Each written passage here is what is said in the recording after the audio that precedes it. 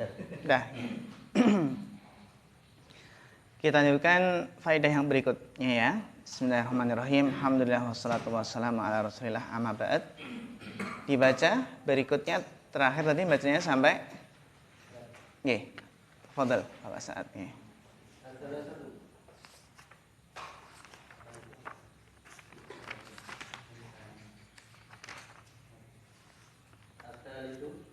Al-haditsu dalilun ala husnil ashrati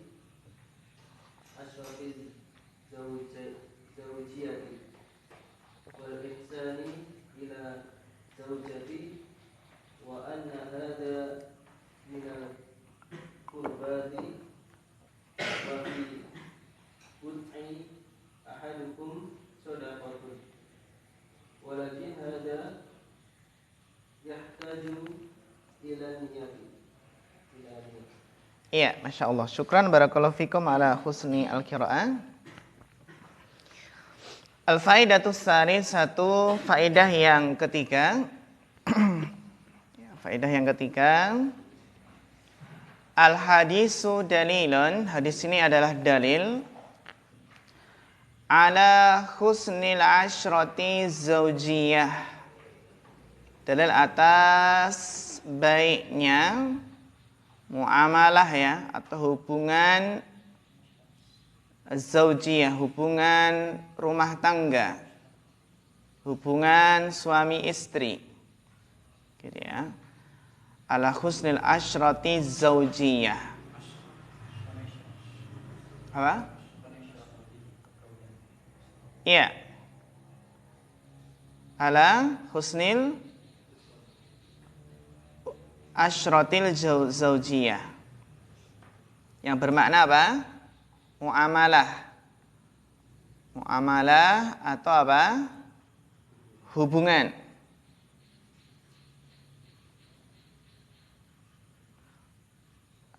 Zaujiyah di sini i'rabnya apa? Zaujiyah, coba i'rabnya apa Bapak Sihana?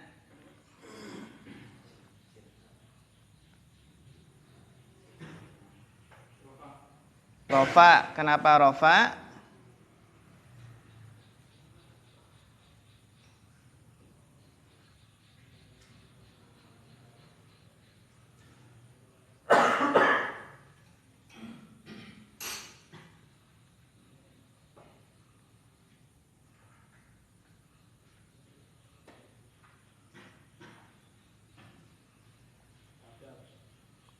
Badal.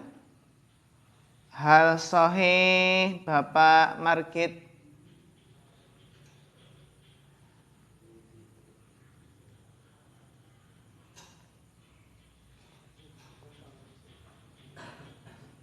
Apa i'rabnya?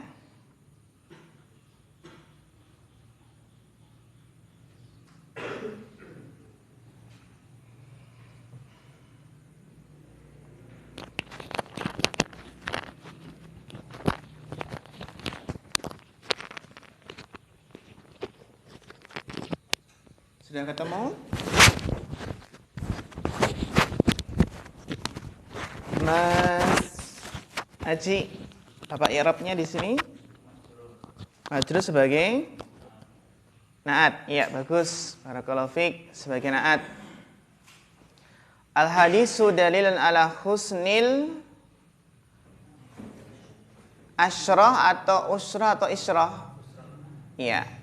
Yang benar adalah isyrah. Kalau asyrah itu 10 ya. Tapi kalau isyrah itu maknanya adalah khultah. Berarti hubungan pergaulan atau muamalah. Husnil isyrati zaujiyah. Kalau usrah itu pakai hamzah. Pakai apa? Hamzah yang artinya adalah apa? Keluarga. Iya. Ini berapa meter?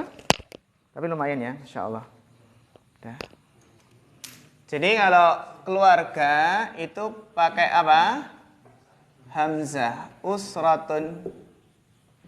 Yang jamaknya adalah usarun. Usrah. Adapun isra itu artinya adalah apa? Muamalah atau pergaulan.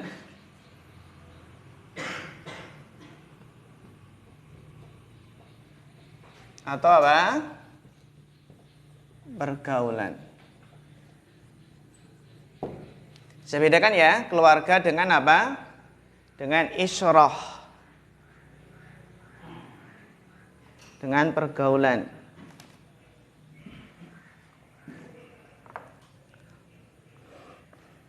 Pergaulan atau muamalah suami istri.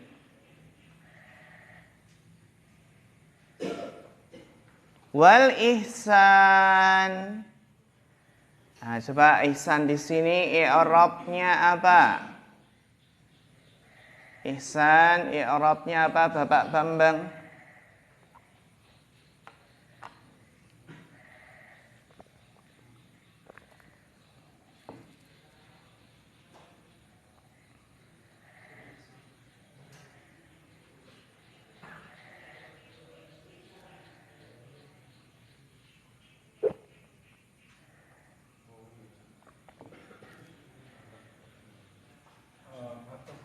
Atau kemana?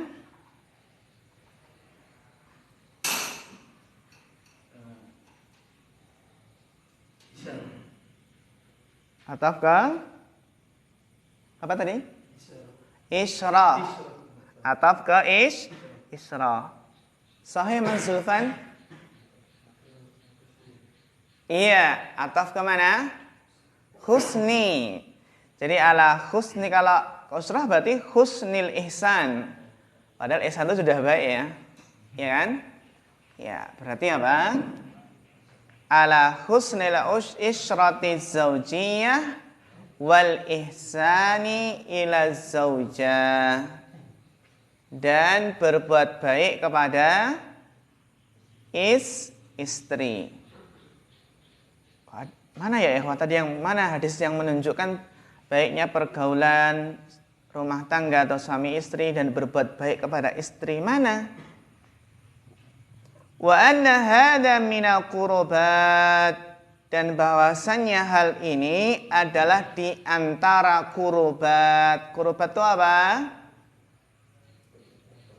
Qurubat itu sesuatu yang mendekatkan diri kepada Allah. Maksudnya adalah ibadah.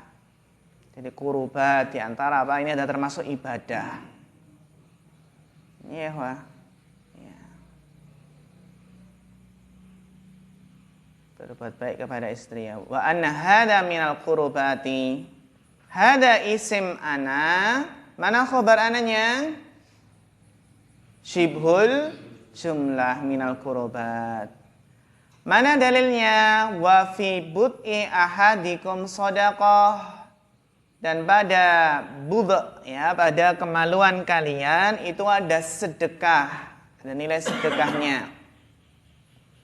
Menunjukkan bahwasannya hubungan suami istri itu adalah di antara bentuk ibadah. Karena Nabi menjelaskan di sini itu ya bisa bermakna sedekah, dan sedekah adalah ibadah. Maka hubungan suami istri itu adalah ibadah. Bernilai ibadah. Akan tetapi ya ikhwah, walakin hadza yahtaju ila niyatin. Tetapi ini butuh kepada niat. Jadi ketika berhubungan suami istri itu tidak hanya melampiaskan keinginan saja, tidak hanya melampiaskan syahwat, hawa nafsu, tapi diniati apa? Ibadah. Diniati sedekah. Ya. Maka Masya Allah, kebiasaan-kebiasaan rumah tangga ya itu bisa bernilai ibadah. Dengan apa? Dengan niat. Nyapu, cuci piring, cuci baju, nyetrika, bantu pekerjaan istri di rumah itu bernilai ibadah. Wa anna hadza minal qurbat. Tapi kalau di bulan puasa itu bukan ibadah lagi, di siang hari bulan Ramadan. Itu apa? Dosa, bahkan harus memerdekakan budak. Tahqiqu raqabah. Atau kalau nggak mampu berarti puasa 2 bulan berturut-turut. Kalau pernah 1 hari nggak puasa dan nggak ada sebab, berarti ngulangi lagi ya. Karena nggak berturut-turut itu kan. Kalau tidak mampu maka sedekah memberikan makan 60 fakir miskin. Kalau mampu lagi kita yang sedekahi dia.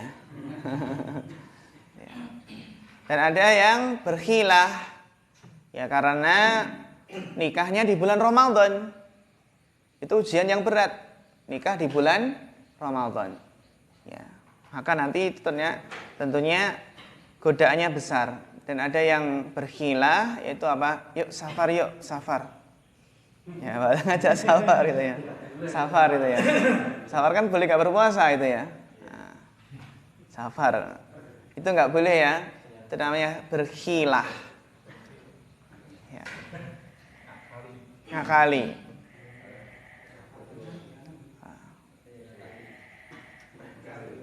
Nah. Maka kalau nikah itu paling bagus, ya bukan paling bagus ya. Di bulan Sya'ban bagus nggak? Bagus. Bagus ya.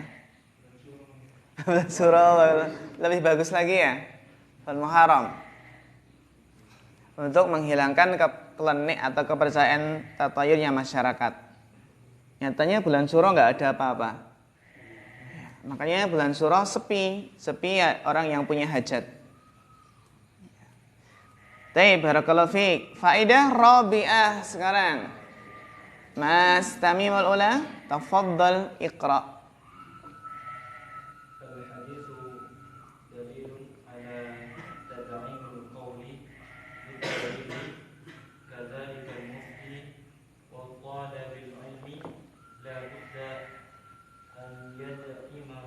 Nah, tad'im kan berarti fi'il mudhari'nya apa kalau masdarnya tad'im?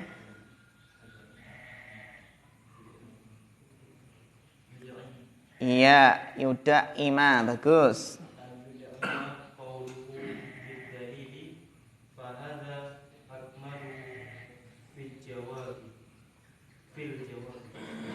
Iya. Diterjemahkan? Hadis ini adalah dalil atas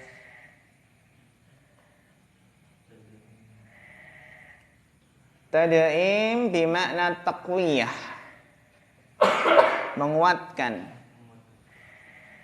Hadis ini adalah dalil yang menguatkan perkataan dengan dalil seperti mufti dan penuntut ilmu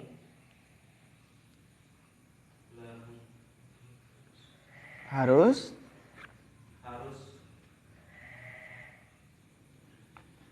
an yuda'ima. Yuda'im tadi apa? Taqwiyah. Menguatkan, bagus. harus menguatkan perkataan dengan dalil, maka yang seperti ini adalah kesempurnaan dalam menjawab. Iya, Masya Allah. Tarjamah mumtazah. Barakallahu fiik. Al-hadisu dalilun. Hadis ini adalah dalil ala tad'imil qawli bid-dalil. Pentingnya bahwa menguatkan perkataan dengan dalil. Menguatkan perkataan itu dengan apa? Dengan dalil. Dengan bukti. Apalagi kita sebagai seorang penuntut ilmu. Jangan sampai ketika berceramah, ketika kultum taraweh. Nah, sebentar lagi yang kultum taraweh ini. Harapannya teman-teman ya, mahasantri mahat ilmi nanti wajib ya ketika bulan Ramadan wajib mengisi buka bersama, isi kultum taraweh, kultum subuh, apalagi tabligh akbar juga boleh. Iya, ikhwan.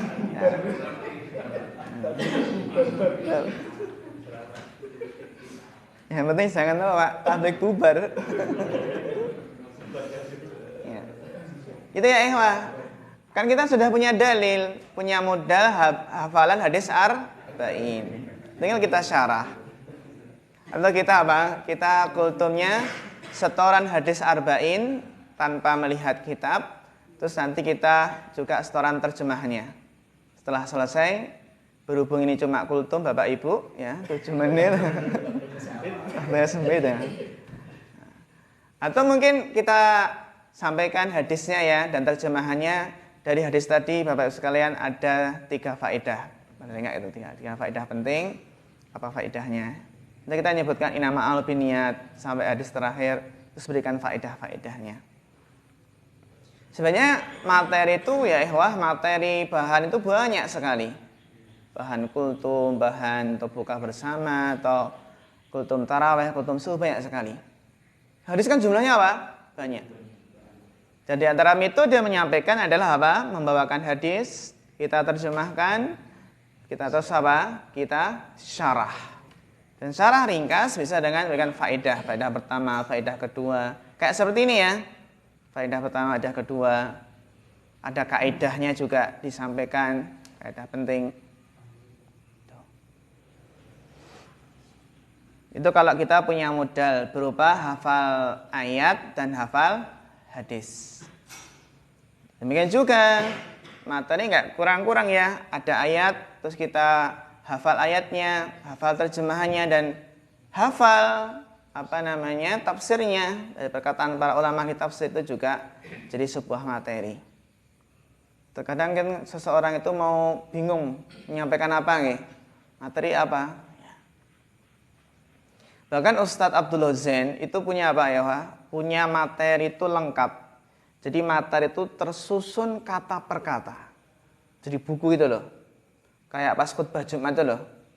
Jadi beliau punya materi itu disusun dari perkata per kata, Masya Allah. Jadi makanya untuk materi muhadharah ini ada beberapa lembar gitu. Sampai perkata per kata. Enggak cuma dalil-dalilnya saja. Itu menunjukkan betapa seorang dai itu harus perhatian dengan pemilihan diksi kata. Terus juga memilih kata ini kayaknya susah dipahami jamaah, cari kata yang lain. Jadi persiapan seorang dai itu harus benar-benar matang. Ya. Bagaimana? Karena menyampaikan ilmu itu adalah ilmu tersendiri. Ilmu tersendiri. Jadi nggak apa-apa ya, kita pun demikian biasanya ketika awal-awal berdakwah itu apa? Disusun dari awal sampai akhir. Ditulis teksnya. Terus habis itu apa? Mungkin dihafalkan. Atau nanti ketika ngisi itu juga bisa dibaca kan ketika pakai laptop. Nanti kalau sudah seperti itu nanti kita punya banyak materi. Bank materi gitu ya. Banyak file-file atau kita bukukan itu kita print udah banyak sekali. Kalau pengen ngisi apa? Nah, ini ada materi ini, tinggal. Ya. Itu kalau pentingnya apa? Punya bank materi gitu. Contohnya setiap mau khutbah Jumat ada bank materi tentang khutbah Jumat. Disusun kata per kata. Terus ini untuk materi kajian, untuk materi kultum, kata per kata. Itu juga untuk meningkatkan kosakata kita, juga bagaimana memahamkan para jamaah. Tapi ada yang metodenya itu penting hafal dalil, terjemahan, syarahnya terserah kita itu ya. Yang penting keluar itu kan. Itu biasanya kalau belum ahli itu nggak terarah gitu. Maksudnya menjelaskannya tidak terarah. Iya. Kita lihat kenapa khotib Masjidil Haram, Masjid Nabawi itu khutbahnya pakai teks ya ikhwah. Padahal kurang apa? Ulama di Masjid Nabawi, Masjidil Haram. Itu bukan karena hafalan para ulama ini lemah, tidak. Bukan karena hafalan para ulama ini lemah atau mungkin tidak bisa menyampaikan, tidak. Itu saking saking luasnya ilmu. Sehingga kalau nggak dikasih teks itu kan nanti bisa luas itu kan, meluas. Akhirnya bisa panjang gitu. Jadi ketika khotib Jumat nggak perlu malu apa pakai teks. Imam Masjidil Haram pun pakai teks. Imam Masjid Nabawi. Ya. Apa nanti ada pelatihan di kelas-kelas berikutnya? Pelatihan kultur. Iya, ada. Biasanya kelas 2. Kelas 2 nanti ketika saya mau hadis arba'in ini kan 15 menit sebelum pulang maju di jadwal muhadharah. Muhadharah. Bisa. Nah, itu masalahnya.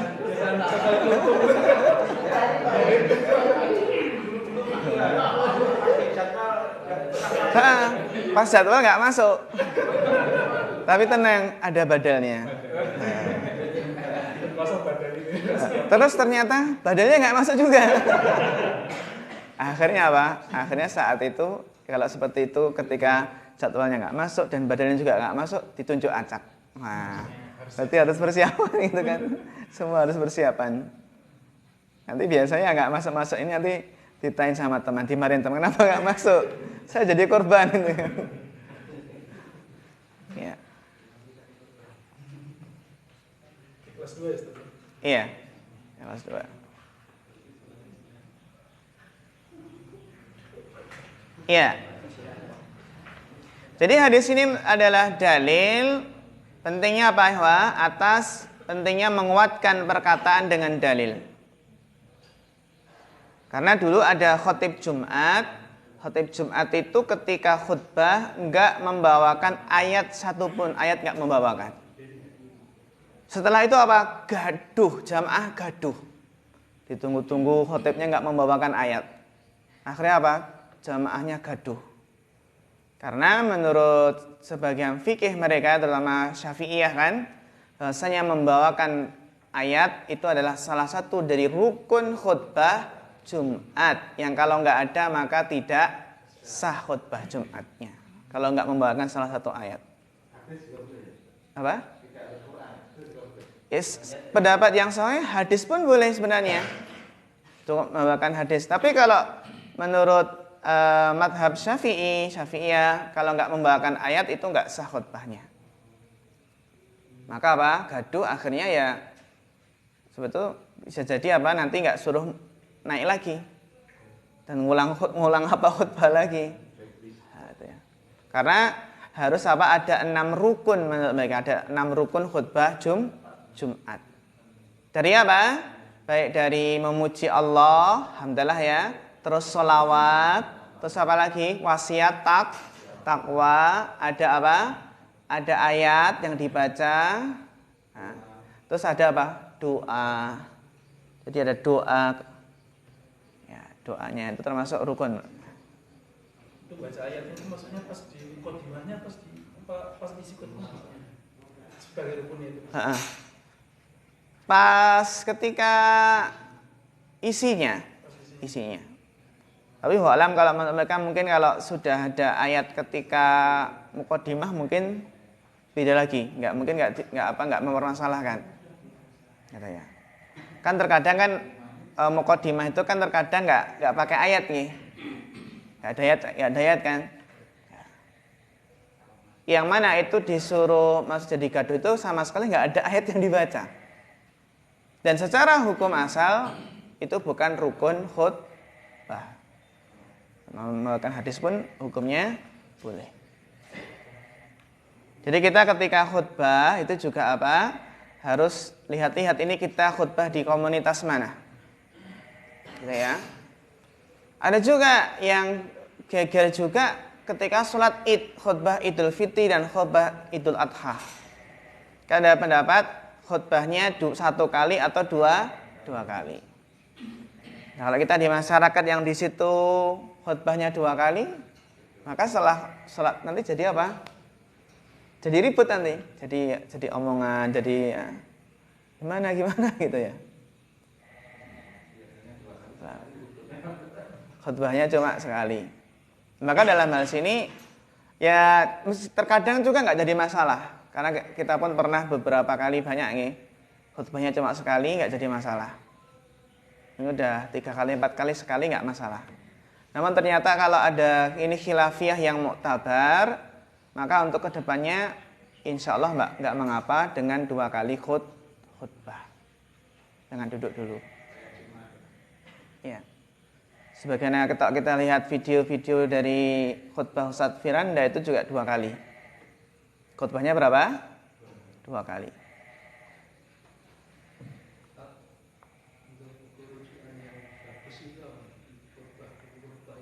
Yang dijual di pasar-pasar itu. Itu.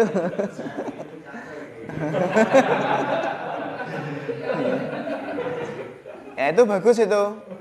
Benar. Bahasanya bagus. Bahasa Jawanya bagus. Bahasa Jawanya bagus. Tinggal dipastikan dulu apa isinya. Karena kadang ada hadis lemah dimasukkan. Gitu ya, hadis lemah dimasukkan. Dan pemahaman-pemahaman yang kurang lurus. Tapi kalau dari segi bahasa bagus. Bahasa Jawa ya.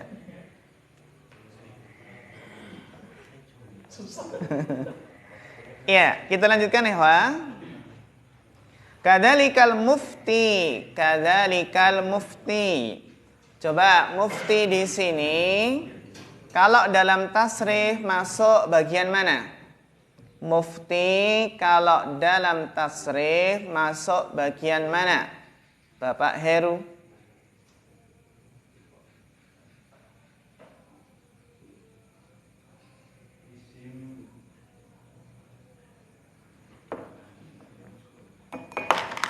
Masuk?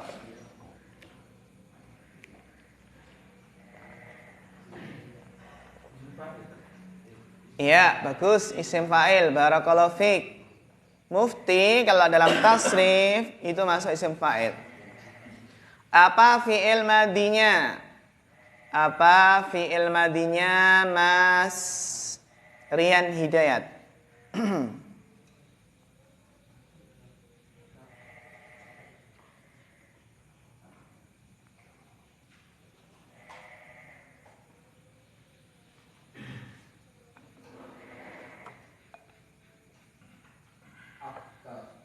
Apa? Afta. Bagus, silakan ditasrif.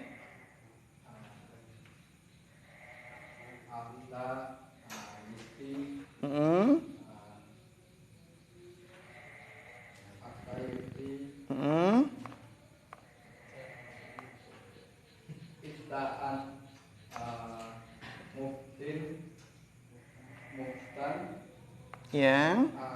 Arti, labeti, mutan. Artinya apa? Menyampaikan. Ya, bagus. Berarti mufti itu artinya orang yang berfatwa.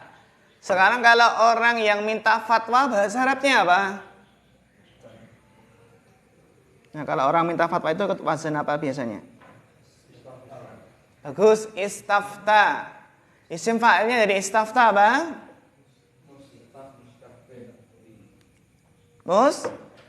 Mustaftin, ya, bagus. Barakallahu fiik. Mustafti, ya, ada mufti dan mustafti. Kalau mufti orang yang berfatwa, kalau mustafti artinya orang yang minta fatwa. Kadzalikal mufti wa talibul ilmi. Demikian pula seorang mufti, seseorang yang memberikan fatwa. Insyaallah. Di sini ada mufti enggak? Mufti am, ya, mufti am. Mufti yang menjadi rujukan masyarakat mufti. Demikian pula seorang mufti, Imam Syafi'i umur 15 tahun sudah menjadi seorang mufti. Kalau sekarang ya ketua MUI-nya. 15 tahun itu. Imam Syafi'i. Kalau kita masih main-main ya. 15 tahun sudah jadi apa? Mufti. Usamah bin Zaid umur 18 tahun sudah jadi panglima perang. Mengalahkan apa? Bangsa Romawi dengan persenjataan yang lengkap, lebih canggih dari kaum muslimin. Kenapa jadi panglima padahal di situ ada Abu Bakar dan ada Umar? Insya Allah ya, sudah jadi panglima perang. Padahal masih muda. Padahal ada Abu Bakar, ada Umar. Karena ya punya keahlian, punya keberanian. Jadi mufti dan talibul ilmi la budda an yuda'ima qawlahu bidalilin. Harus menguatkan ucapannya dengan dalil. Harus menguatkan ucapannya dengan apa? Dalil. Fahada akmalu fil jawab. Ini adalah lebih sempurna di dalam menjawab, di dalam memberikan jawaban. Jika menjawab sesuatu dengan dalil itu lebih sempurna, lebih kuat. Pentingnya menghafal dalil. Bisakah kita menghafal dalil? Bisa. Bisakah kita menghafal Al-Quran? Bisa. Ada seorang yang sudah umurnya itu 40 tahun lebih, bertanya kepada seorang syekh, "Syekh, saya sudah 40 tahun lebih, mungkinkah saya bisa menghafal Al-Quran tamaman, sempurna secara keseluruhan?" Syekh tersebut menjawab apa? Sangat mungkin. Kenapa? Karena para sahabat pun ketika masuk Islam banyak yang sudah umurnya lebih dari 40 tahun dan bisa menghafal Al-Quran. Jadi umur lebih dari 40 tahun bisa nggak menghafal Al-Quran? Bisa. Menghafal sorof aja bisa. Ya, apalagi menghafal Al-Quran. Ada seorang kakek-kakek itu ya, itu cita-citanya pengen hafal Al-Quran. Setahun nggak hafal, 2 tahun, 3 tahun, 4 tahun, 5 tahun, 7 tahun baru hafal. Setelah beberapa tahun ya, 7 tahun atau 8 tahun ya. Dan setelah cita-citanya terpenuhi, akhirnya meninggal dunia. Ya, berarti cita-citanya sudah terpenuhi, meninggal dunia. Ya. Suatu ya, harapannya suatu akhir yang baik, yang husnul khatimah. Benar ya, terkadang kita itu ada perasaan putus asa gitu ya. Kenapa dulu dari TK nggak ngafal Al-Quran? Kenapa dari SD, dari SMP, dari SMA, kenapa kita menghafal Al-Quran itu setelah lulus SMA? Atau setelah mungkin ya sudah kenal kajian, kenal manhaj, ya, kenal sunnah. Maka itu tidak ada kata terlambat. Sehari 1 ayat, setahun berapa ayat? 365 ya? 65 ayat. 2 tahun berapa? 700-an. 700-an. Padahal Al-Quran itu berapa ayat? Sekitar 5.000 ayat ya? 6.000-an. Sekitar 6.000-an. Berarti butuh waktu kalau sehari 1 ayat untuk hafal berarti 20 tahun. Ya kan? Kita sudah lebih dari 20 tahun. Berarti kan bisa. Ya kan? Sehari 1 ayat. Sehari 1 ayat. Ya paling enggak nanti menaset-nasetnya kalau enggak 30 ya 29 juz enggak apa-apa lah gitu ya. Kita 29 juz. Ya, Ehwah. Ya. Kita juga hafal Ehwah. Hafal 30, benar. Tapi juz 30. Juz apa? Juz 30. Paling enggak juz 30. Nanti kelas 2 itu wajib menghafal juz 30. Karena ada pelajaran tafsir. Gitu ya. Tapi semampunya. Ya, semampunya. Di kelas 2. Bagi yang teman-teman mungkin agak berat, ya semampunya sehari 1 ayat gitu ya. Ya. Yang kelima, sudah adzan ya? Oh, sudah adzan. Berarti kita lanjutkan untuk pekan depan. Kapan semester? Jangan hari Selasa ya. Selasa besok. Besoknya lagi berarti ya, insya Allah. Biar persiapan dulu, biar matang ya. Berarti bulan Maret nih. Oh iya, April nanti kita infokan. Ya. Biasanya libur. biasanya. Ya. Karena kan antum sibuk ngisi. Sibuk kultum. Ya benar sibuk kultum. Nah, jadwal kultum padat, jadwal imam taraweh juga padat gitu ya. Jadwal buka bersama. Musola banyak yang lupa ya, harus bulan. Iya. Oh ya, banyak yang lupa nih. Ya nanti kalau paling enggak ya ada murojaahnya sebenarnya ya, video atau sekali sekali. Ya, demikian ya ikhwah, kita cukupkan sampai di sini. Akhirul kalam, wassalamualaikum warahmatullahi wabarakatuh.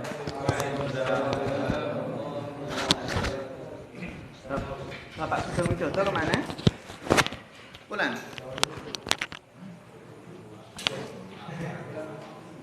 Mas Abdul Faiz kemana? Yang bapak siapa? Bapak Tauhid.